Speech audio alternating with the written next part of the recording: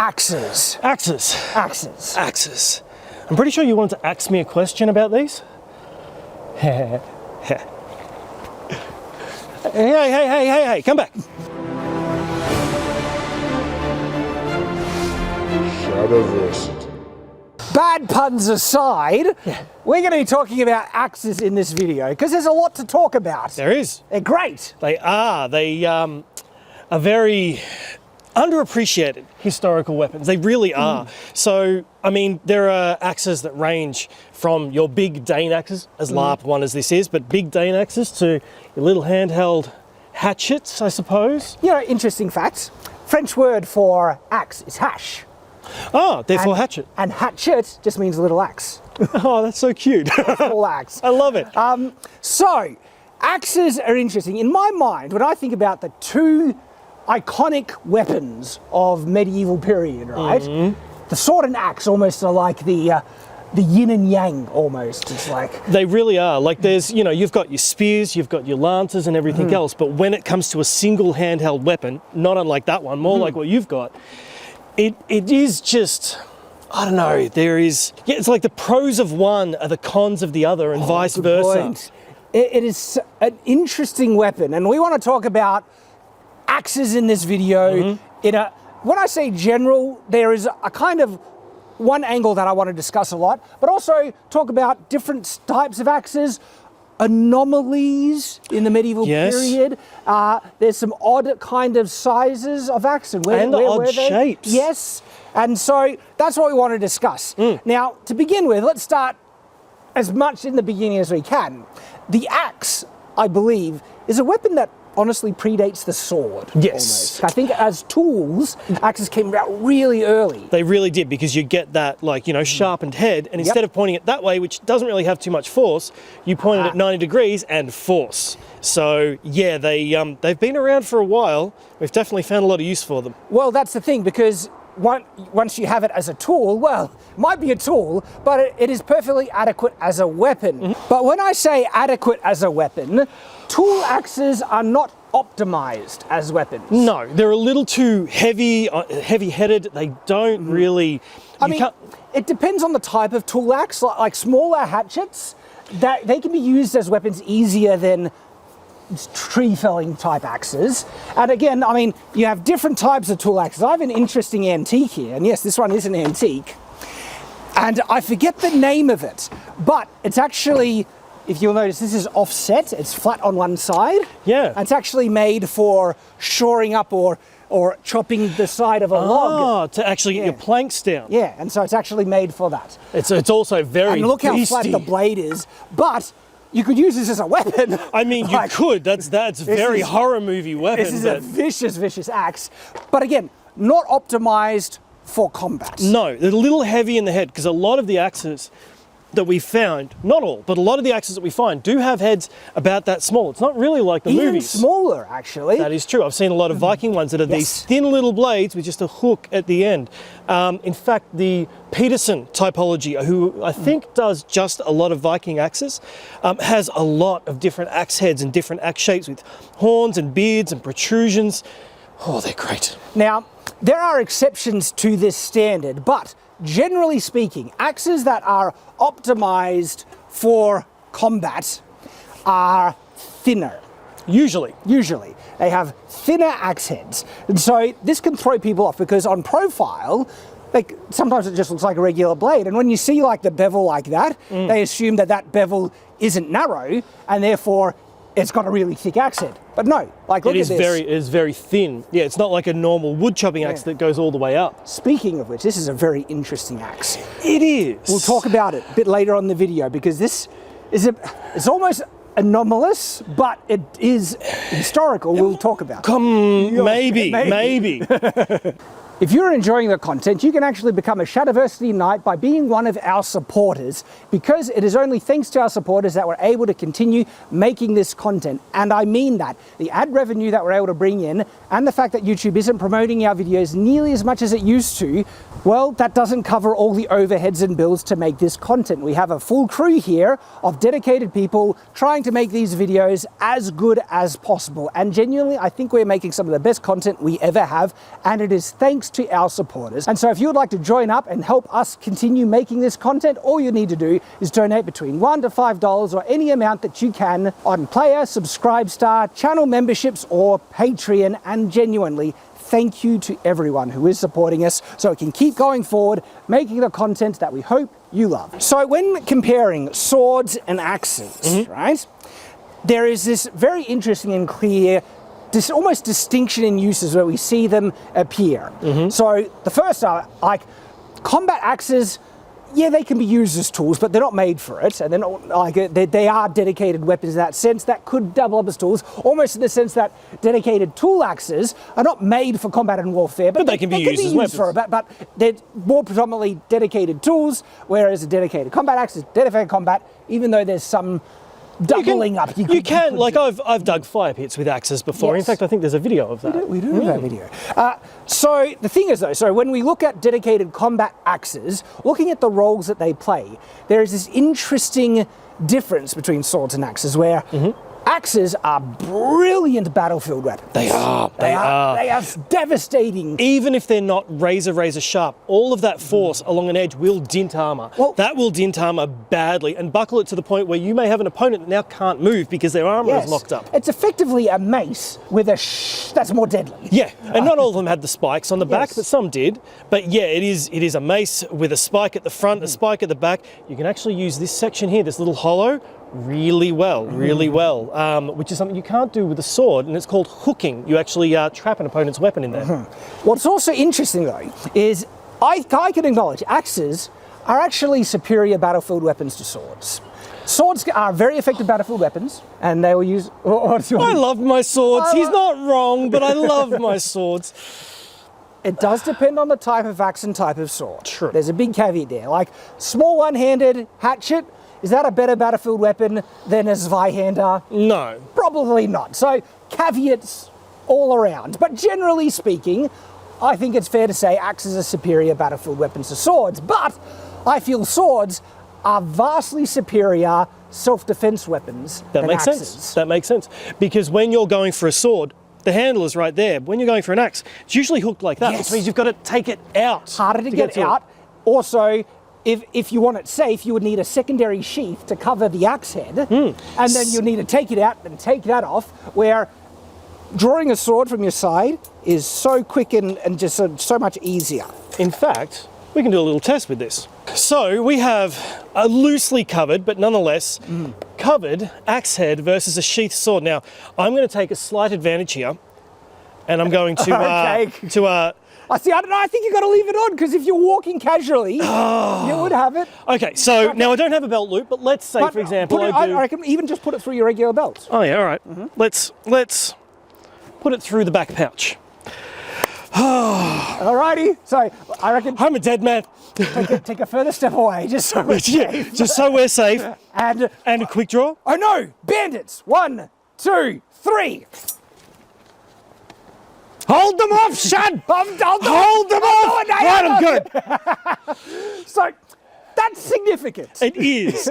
Even if I don't have that sheathed. All right, so in this scenario, I'm going to live a little more dangerously and just have it without the sheath. But that is more dangerous. Like that is. I would feel so uncomfortable for the risk of the live blade there that I would never do that unless I had a sheath. Because one swing of your hand back, and that's gone. Yeah. So even in this situation, I think the sword has the advantage. But we'll test. Okay. You know? It's like, oh no, bandits! 1, 2, 3.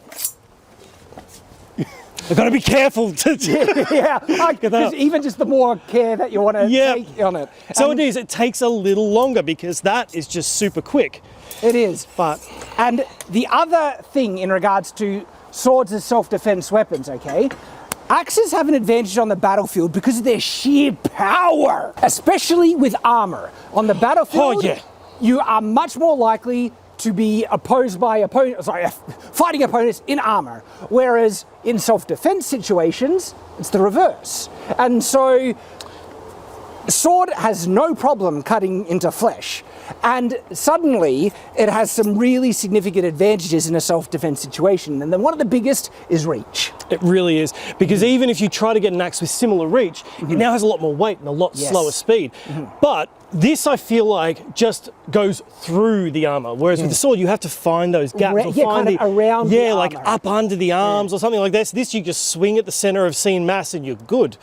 And think about, like, in a self-defense or even offensive situation, but when you take armor out of the situation, the fact that a sword can thrust is a big advantage, because you can damage and incapacitate an opponent just from this, and they can run forward. Or even something as slight as that is a deadly hit, where you can't do that with an axe. No, because you do have axes with what's called a horn. You've got on an axe a horn and a beard, or at least it's colloquially known as a horn and a beard. And you can stab with this, but you'll only go so deep. It's more of a put your opponent off, you know, put them off to the side for a second, compared to, oh, I've just run you through and you're not getting back up. Now, there are axes with points at the top, but again, we're talking about poleaxes now. Yes. And bit hard to wear and carry around. In fact, there were some Swiss guards that had very, very interesting and iconic poleaxes, and I think we have one back there. Oh yes, we will talk more about this, because technically not a poleaxe, it's a halberd. Yes, but it's also a spear, but it is also an halberd. Yes. We'll talk about this, because that fills a really interesting role in the axe kind of dichotomy, the axe subjects and stuff. But going back to the whole self-defense thing, your standard either one or even two-handed axe, right, is not going to outreach a one or two-handed sword. No. So comparing one-handed axe, one-handed sword, two-handed axe, two-handed sword, big difference, okay? Half the range. And even if I grabbed a one-handed sword, the reach is going to be vastly greater than the axe. And then your standard axe doesn't have a point at the top, and so thrusting. Now, in regards to swords on the battlefield, I'm not saying swords aren't effective battlefield weapons. They can be really effective battlefield weapons, depending on the armor you're facing, okay, and the type of sword. But axes, on average, like just better battlefield versus swords on battlefield. Yeah, and the swords, as we said before, swords are your backup weapon. Like, this is your primary. This is what you're using on a battlefield. Yes. But then self-defense, your sword would be the primary one. Yep. And so it's this interesting pro and con. And then, as to which weapon would be more predominantly shown, worn, or used representative, well, so that's where we I think we come back to the sword, because having a sword was an element of prestige. Not in every culture, but in a lot. You know, you had an axe, fine. You're a soldier, or you're a craftsman, or something like that. You have a sword, well, this is a tool. Admittedly, it's a war tool, but it could also be used as a tool. In general, that is nothing but a tool of war. So if you had that and you had a nice sword, it's a dedicated weapon. It's made to be a weapon. It's not a tool. And it's because you can wear it easier as well. There is lots of bling that you could show off with it, where it's a bit harder because you need a sheath on it. I guess you could bling up the sheath, but they're just less, I guess. I mean, which one stands out more? And which has the greater ability to present its bling and its fanciness? A sword does. A sword is more prestigious in that sense, but at the same time, I feel an interesting kind of, I don't know, symbology to almost like connection with the sword, for the fact that a sword can be worn to protect yourself as a self-defense weapon. It can be the companion that you wear every day for your own protection, which almost gives a type of spiritual specialness to it, almost. Like, it does. You feel this kind of thing that a sword suddenly is filling a more noble role almost. And to me, I actually do feel that almost subconscious kind of spirituality around the concept of what a sword is, how they'll use, how they're worn, gets invested in the sword, and therefore gets translated to being sometimes favoured, but if not favoured, seen as a more prestigious weapon. Yep, and I've known many a fighter to have cherished their sword and wear it all the time, regardless of whether they're about to step on the field or go to a feast, or just, you know, they're packing up after an event, they keep wearing it just because. Whereas people who love their axes, don't get me wrong, they love their axes, but they kind of put them away. Yeah. So I can kind of understand there is something about having a sword that you kind of present. Yes. And then when we look at how prominent each weapon was in history, well, you would wear a sword vastly more often than you would ever wear an axe. And Yes. and then using it. This is hard to kind of, because swords were used in warfare. They were. Not like as to how much versus axe, that's I have no idea. Like on warfare, but in self-defense, swords were used more in self-defense than axes, I could say. They were. And in regard to frontline troops, there were occasions, and I'm trying to recall which ones they were, so I'm not going to guess in this instance, but there were occasions that swords were used in the front line. There were instances of French infantry with axes about the size of a hand and a half, maybe not the same shape head, who were the frontline troops. That's a shock troop. You see 50 people with axes and that's the front line, I'd be a little scared. So big battles were if you compare to what people did every day throughout the several hundred years of the medieval period, right? Battles were very rare events. That was, yeah. They were very rare events. And when you compare that to how often you would either be holding or even using an axe in actual combat, balanced against the fact that battles were actually rare events over the whole scale versus potential use of swords in battles, as well as their use in self-defense, as well as their fact that they were worn vastly more often, swords are just more prominent historically, I find, when you look at just where they come up, how they were used. They're more prominent weapons overall, which gives the sword a lot of prominence in regards to which are the most prominent weapons historically. And even though it's not necessarily true in regards of how many of each one there were at the time. Yes, exactly. But then when we do focus it in on the battlefield, axes are beasts. they as much as I love my swords, they usually win, especially in the right hands, because there are some nifty tricks you can do with these, and there's a series of axes that had different effects. That's what I want to talk about now. And so there are certain types of axes that are represented in fantasy more than they were historical. This is a fantasy, LARP example of a double-bitted axe. Now, double-bitted axes absolutely existed historically, but as to how prominent they were and how effective they are, well, first off, prominence. Nowhere near as prominent as they're shown in fantasy. No. Most battlefield axes that were used on medieval warfare, we are looking at the one-handed one. Or two-handed ones, but more often they are single kind of axe head with attachment at the back. And even a lot of there are cases of where we look at historical examples of double-bitted axes. The second axe head, even though it's axe head, is sometimes more often different than the first axe head to have a different function even. Or there's just ceremonial ones. Like we find a lot of examples from Crete that just had, I think they were bronze double-bitted axes, purely for ceremony. They were just so thin that if you hit anything with it, the axe would crumple. But it looked amazing. So that's their representation. As to their effectiveness, I don't like double-bitted axes in terms of effectiveness. Like to me, give me a spike any day of the week over a second axe head. That's true. And I don't see very many options where you would want to hit with the back edge of the axe and stuff in terms of combat, where if I want to strike with the back edge like that, I can easily just strike with the front edge just as quickly. At about the same speed. Exactly. Like this isn't like swords where there are certain maneuvers that hitting with the back edge is faster with the sword. No, because all of your weight, in fact now far more weight is at the top, which means all of those maneuvers that you can do with two hands on the sword or its second edge that build that extra speed, it's gone, out the window.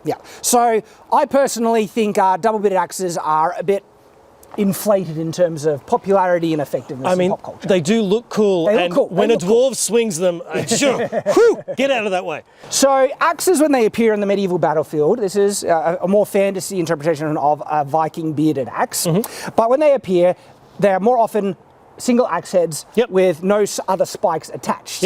Something like this.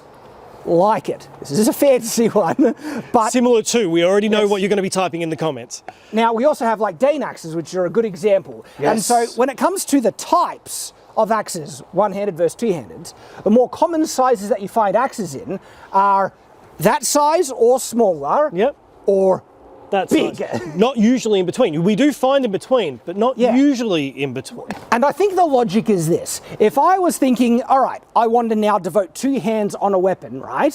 Why would I go for something of this size, two-handed, when I can go for something of this size, two-handed? I'm still using both hands, but one has a significant difference. It does. And a lot of the times we'll find axe heads that, for Viking axes, at least for Dane axes, axe heads that are around about this size on a half that big. Because you only need that much weight, especially on a longer stick. You now have a lot more momentum. it still does the same amount of damage. It doesn't need to be a giant axe head, even though the movies tell you otherwise. Well, and this is the thing. This size of axe is almost strange, where it's falling into this anomalous region. Battle axes did come in this size. They did. And we have an example of one, in fact, right here. Which, this is our, again, anomalous axe. Yes. Now, even though they did come in this size, I find far fewer examples of this size battle axe, because that's a two-handed axe. Like, yeah, good luck I using it in I like to call them hand and a half, because you can theoretically, now this is a heavier head, like, you can theoretically use it in one hand. You could, but I'm choking it up quite a lot. You are. But you could get a good swing with that. Yep. Yeah. But ideally, you'll want to use two. Whereas I look at something like a Dane axe, definitely a two-handed axe. Yeah. I like to call them hand and a half. Yeah. Though I've seen some pretty big blokes swing some of these. I like that too. I think that's fair. I think that's a good designation. Hand and a half. Not to say that they're dedicated one-handed weapons. No. And I would actually feel in function, you would almost always be using it in two hands. The one hand is an exception, but because you can just get away one-handed, I think it's fair. But I think that's exactly what Shab was saying before. Once you get to that height, you really just want the extra haft. Yeah, I absolutely agree. And so, as a result, historically, axes usually come, like I said, in two kind of more standard categories. One-handed, and this is about almost as big as one-handed you get. Sometimes, yeah, but more often, one-handed axes actually even shorter. Like they're smaller here, and they even have smaller axe heads. Or big. Yes. Now, what's interesting, because I look at fantasy, right? When fantasy shows one-handed axe or two-handed axe, they usually always show an axe of that size as the standard two-handed axes. When no, the standard two-handed axe, is a polearm. Yep, whereas this is, I think it comes from the tropes of the dwarves, because this is like a dwarven like two-handed axe. Gimli's axe in Lord of the Rings is that size. And he's got a two-handed axe. If you want to know where the standard two-handed battle axe of the medieval period in history was, I present it to you right here. Poleaxes and all of their derivatives, they became a real fan of them, especially in the later medieval period. But this is the more common stereotypical two-handed style axe, and I say style because of course you have the poleaxe. The poleaxe is literally the two-handed axe, but that's when they started adding additional features, which I love. This is when, you start getting around about, I think it's the 12th or the 13th century, and you start getting spikes and hammers and all sorts of things where somebody's like, well, what if I had a spike here? What if I had a butt spike so that as I'm backwards I can, it gets insane. Like this is such a vicious one, like it's a spear, it's a crow's beak. Funnily enough, this is insane to fight as well, because I've fought some people who have fought with these. Now, historically, these were a lot longer. Can I pass that to you for a moment? Yes, of course. Because when an opponent is fighting with this, they have so many options that what they may end up doing is it looks like they're attacking you with the blade, and they're attacking you with the top in a chop, which means once they get that down, that blade is now a threat either forward or backward. I've had this, I've blocked a shot where I've blocked the top blade, and I've had that part of the spike this close to my face, and I'm like, oh, that would have been bad in real life. And so if one of the biggest kind of takeaways that, or main points I'd like to emphasize in this video is that this style two-handed axe should not be considered the standard two-handed axes in medieval adaptations, fantasy, historical, whatever. It's these suckers. Dane axes, pole axes, or halberds. Though these ones, they did exist. They're hand and a half ones. They were around. They did. And that particular one is a little... I've had trouble finding exactly where that is, because I've been told that this is a replica somewhere between the 13th or 15th century of Europe. Now, the closest I can find is a 15th century French infantry axe, but it doesn't quite have the right features. So if anyone in the comments actually knows this particular one, I just bought it because I loved it. But it's gorgeous. And what I love is just, look at this thin blade. It is so much lighter and more usable than you would think. We've got the size of it on profile. It is. And just to give that comparison again. Look at these. Like the thinness of the head there is hardly any steel on the top of that compared to that big wedge. So you can just see that difference. Look at the weight that's pulling down. And that's my primary hand. So I can pull that up, obviously, but just naturally letting it flow. And the further out I go, you can just see that's why that's so thin. And so that is a battlefield weapon. Okay, so I have a question, right? Because this is the anomalous thing about this size axe, right?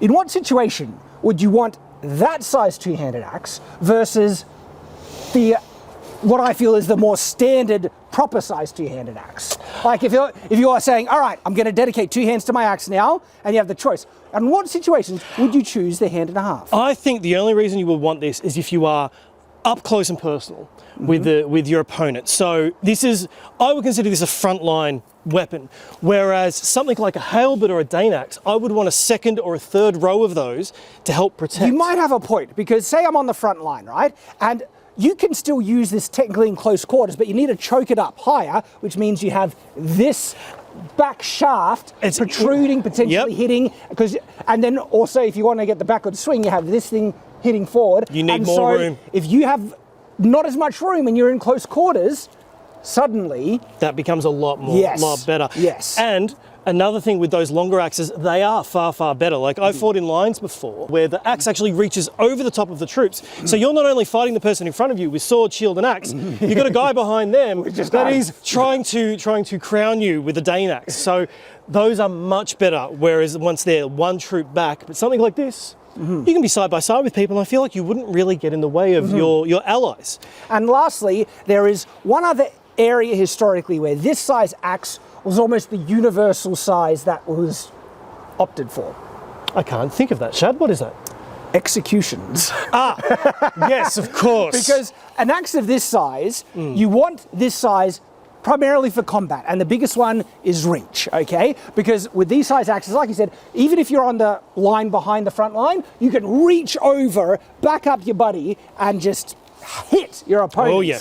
But that's a function and utility for combat. If you just have something, you need to chop something and get a lot of power out of it, so you want 2 hands, you don't need this extra length for that purpose. And so historical execution axes not only are usually almost universally of this kind of size, that 2-handed size, their axe heads are very, very chunky. Now this is a fantasy kind of this is a little thinner, but that similar size halved. But yeah, the axe heads are huge on those execution axes because they want to make sure their head comes off in one fell swoop. Swing. And they are actually the most analogous style axes to the fantasy 2-handed axes. It is, and I think I can actually recall seeing some Hollywood tropes where they've got the big double-headed axes, which is not a thing, but the big double-headed axes for executioner axes. So maybe that's where the trope is. Double-headed axe for an execution axe. In case you missed the first time, I don't know. Gets blunt on the first swing. But there we go. Axes, and more axes. They are brilliant weapons. Yeah, and this is really nice and regal height too. I like this one. Axe is a walking stick. And if I recall, I remember seeing you use this battle axe as a bit of a tool as well. You dug out a fire pit. I was an adventurer on the Shadlands, and I needed to dig a fire pit, and this was what I had. So it works, and you can definitely hack away at the ground as well as bodies with it. So that was a delicious meal. It was a great video. If you guys haven't seen that video, check it out. It's right there. All you need to do is click on it, because medieval cooking and it was good. I mean, it was good. I tasted the food afterwards, and it was good. So click on it. You don't want to miss out. I don't think it's got the love or attention it needs. If you haven't seen it, you'll love it. Thank you for watching. I hope to see you in that video. Until that time, farewell.